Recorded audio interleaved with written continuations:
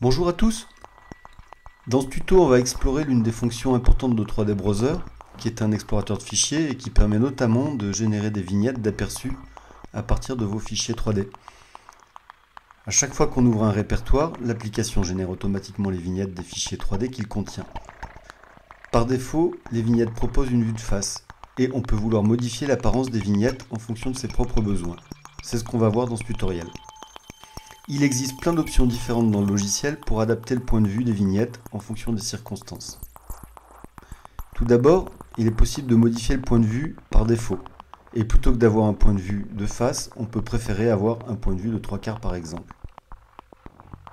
Ce point de vue, par défaut, va être utilisé pour toutes les nouvelles vignettes calculées.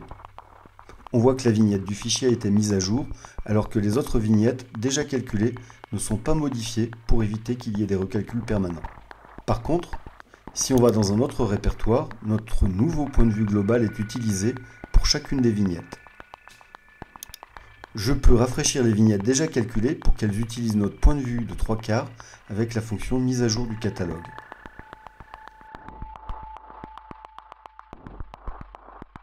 On voit que l'ensemble des vignettes du répertoire sont recalculées en utilisant le point de vue global que j'avais défini juste avant.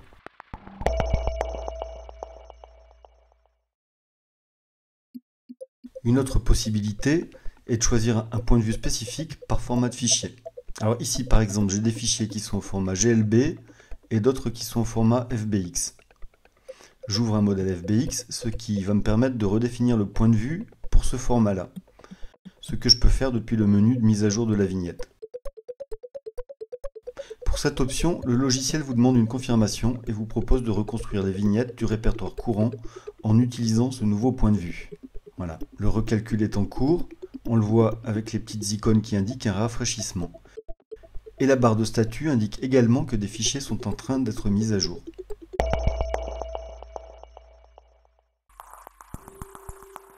Une autre possibilité offerte par l'application est d'avoir un point de vue particulier pour tous les fichiers d'un même répertoire.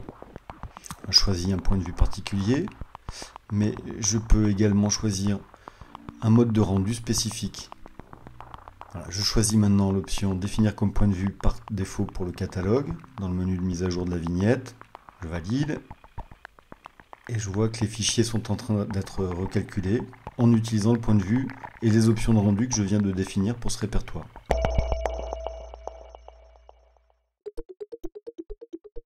On peut aussi choisir un point de vue spécifique pour un fichier particulier. Ici, j'ai un modèle de la ville de Porto Alegre. On voit pas grand chose sur la vignette.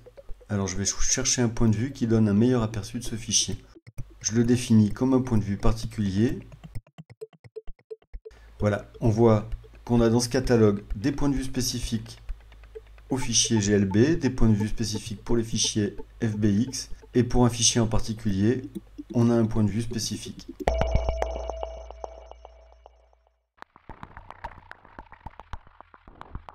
Une autre possibilité, c'est de choisir l'image de son choix pour une vignette. On peut choisir une image de rendu qui va se substituer au rendu calculé par l'application.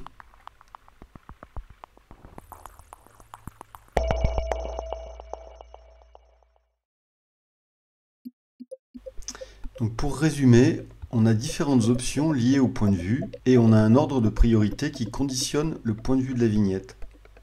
Si un fichier a un point de vue particulier, alors c'est ce point de vue-là qui est utilisé. Sinon, l'application va utiliser le point de vue défini pour le catalogue courant. Si ce point de vue n'existe pas, l'application choisit un autre point de vue défini pour le format de fichier. Et si ce point de vue n'existe pas, l'application va utiliser le point de vue global par défaut, partagé par tous les fichiers.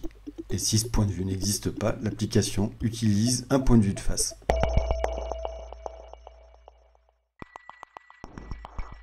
Certaines scènes peuvent être orientées en Y-up, d'autres en Z-up. On peut se retrouver avec des fichiers dans l'un ou l'autre axe. Voilà, ici on a un modèle orienté en Y-up. On peut choisir cet axe et ce choix sera conservé pour ce modèle. Notez que les points de vue par défaut dépendent de l'axe d'orientation des fichiers. Les réglages sont différenciés selon que l'on est en Y-up ou en Z-up.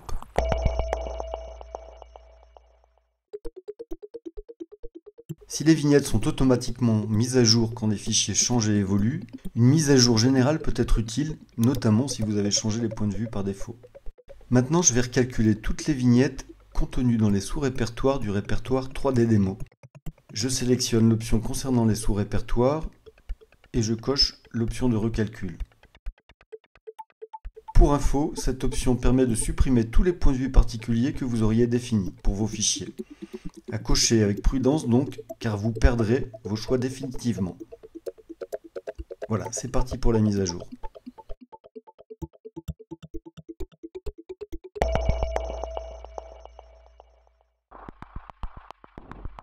Pour finir notre tour d'horizon, vous pouvez définir la taille maximale des vignettes stockées dans les catalogues.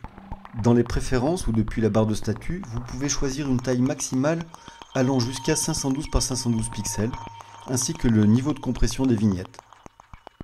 Notez que le choix de cette taille concerne tous les catalogues, et qu'en changer peut provoquer le recalcul des vignettes. Avec la réglette de zoom, ou les raccourcis clavier, vous pouvez ajuster la taille des vignettes du plus petit jusqu'à la taille maximale que vous avez définie juste avant. Voilà, c'est fini pour ce tuto. N'hésitez pas à mettre vos commentaires ou vos questions. À la prochaine!